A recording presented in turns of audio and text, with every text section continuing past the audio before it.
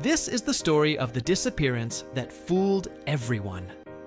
On March 1993, 19-year-old Anabel Segura left her home for a morning jog. It was 8 a.m. and the day had just begun. For those who knew Anabel, this was a common sight. She loved the peace of the morning and the tranquility of her neighborhood in Pozuelo de Alarcón, a well-to-do suburb just outside of Madrid. It was the kind of place where people left their front doors unlocked at night and children played freely in the streets. Her family were a prominent upper class with a large business that sold high-end kitchen appliances. And Anabel herself was studying law at university. She was a happy teenager with a bright future ahead of her. But this morning would change everything. As Anabel ran along her usual route that Saturday, little did she know that she had entered the final moments of her life. At 11 o'clock, she was seen by several people, but none realized that this was the last time anyone would ever see her alive. Another driver saw her talking to a woman on the sidewalk, and a group of children playing nearby also spotted her. 2 hours later, a witness reported seeing a red Opel Kadett car pull up beside Anabel, and two men jump out. One of them grabbed her and forced her into the car, while the other got behind the wheel and sped away. When police interviewed these witnesses, it became clear they had seen something serious happen, but nobody thought much of it. For the next few days, authorities searched for Anabel and made some small progress. They managed to find the car and even learned that it belonged to a man named Juan Jose, who told them he had sold it a month earlier. But this was the last lead they would get for a long time. Without any more concrete clues, investigators began to lose interest in the case. Everyone assumed that Anabel had simply run away. Her parents were even questioned, as sometimes kids from rich families would do this if they were scolded. But it soon became obvious this wasn't the case as the days turned into weeks. Then the phone started ringing. It was 3:30 p.m. on April 1st, and Jose Segura was sitting in his office. The phone rang. He picked it up and heard a calm voice say, "Hello, I have your daughter. If you want to see her alive again, bring 2 million pesetas to the place we agreed upon tomorrow at noon or else." Before Jose could respond, the line went dead. He stared at the phone, shaken by what had just happened. This wasn't the first call either. Since Anabel disappeared, her parents had received countless calls from people claiming to be her abductors, but none had been serious. They had laughed at them, yelled obscenities, or simply asked for money without offering to prove Anabel was still alive. But this call was different. The voice was quiet and respectful, speaking in perfect Spanish with a neutral accent. All they could hear was a slight breathing sound in the background, which sounded like it was coming from inside a car. Was Anabel really there? Could she be in danger? Jose didn't know what to do. Over the next week, the family received 14 similar calls from a variety of different phones. In some of them, the caller pretended to be Anabel, asking her parents not to give her kidnappers the ransom money, saying she was fine and would come back on her own. This back and forth between voices confused the family and the police. Had they found the right person, or was this some elaborate hoax? In May, another call came in. This time, only the breathing could be heard. Then the family received a handwritten note that said, "Don't call the police." After that, communication stopped, but it started up again the following year. The calls continued until June 1995, more than 900 days after Anabel's disappearance. But all this time, her body had already turned to dust. When Anabel was forced into the Opel Kadett, she was taken to a farmhouse in Galapagar, less than 30 miles away. Here, 2 men and a woman assaulted her before killing her by suffocation just hours later. They then put her body in a plastic barrel filled with hydrochloric acid to dissolve it. Afterwards, the suspects, Emilio Muñoz, Felix Vidal, and Sonia Gomez, called the family and demanded the ransom. But they had no intention of giving Anabel back. Instead, they drove around with her body for months, staying in cheap hotels and using payphones to call the family, making sure the voice was distorted. When they were done, they disposed of her body in a garbage dump and moved to France. For years, Anabel's family believed she was still alive.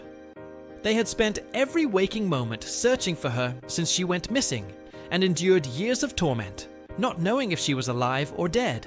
They poured all their money into finding her, only to learn she had been dead the whole time.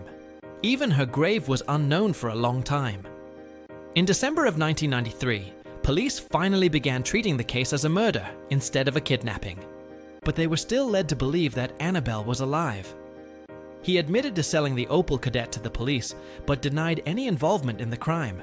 However, a witness reported seeing him near the site where Anabel disappeared, and he had scratches on his arms that looked like they came from a struggle. When asked about them, he claimed his dog had scratched him. The police never took the scratches seriously, and Juan Jose was never charged. The main reason was the continuous calls. Who would go to such lengths to collect a ransom if the victim was already dead?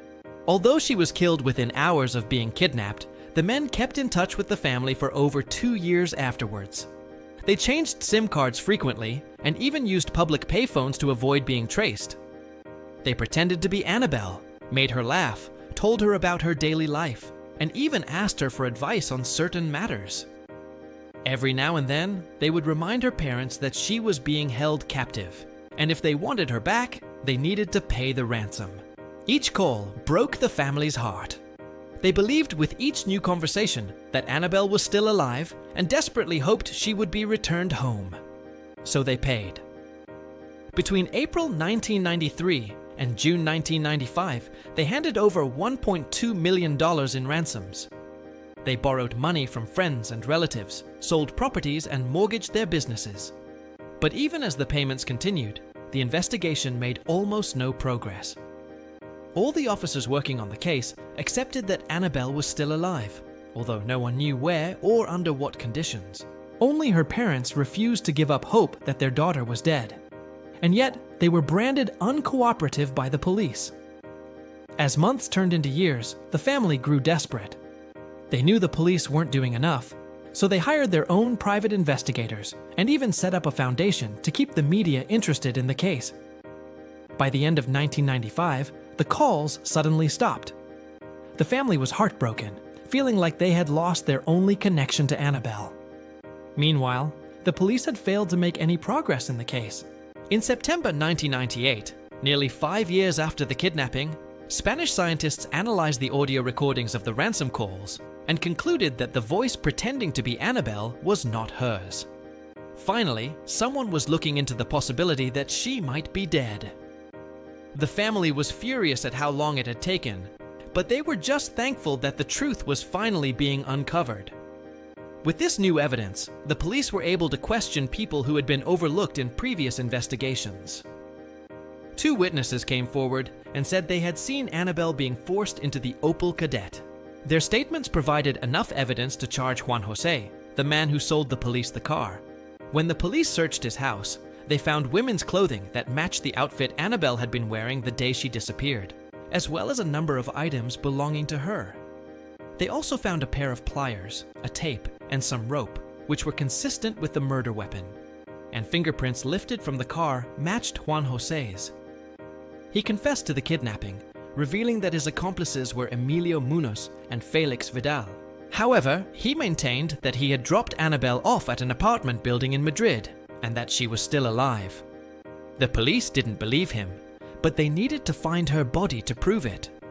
They searched the apartment building he had mentioned, but couldn't find anything.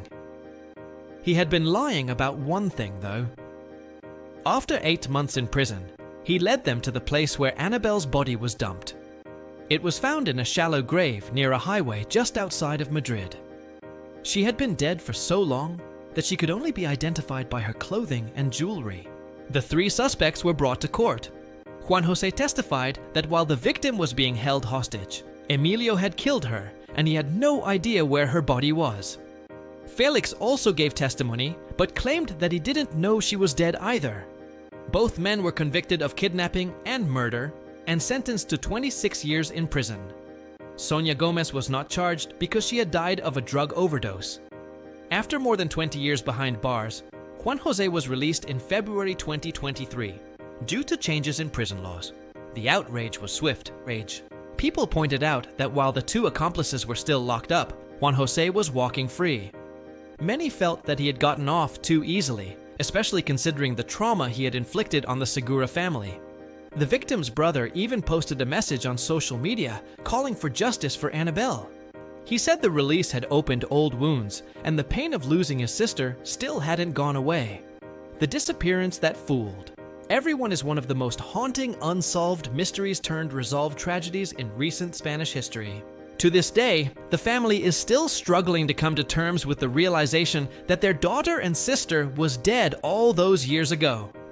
They also spoke about how difficult it was to deal with people assuming that Anabel was still alive when there was no evidence to support that. The constant hope that she would turn up safe and sound kept them going for decades, even when their friends and neighbors had given up. They knew their daughter was out there somewhere, and they never stopped looking for her. Sadly, it would take the worst possible outcome for them to be proven right.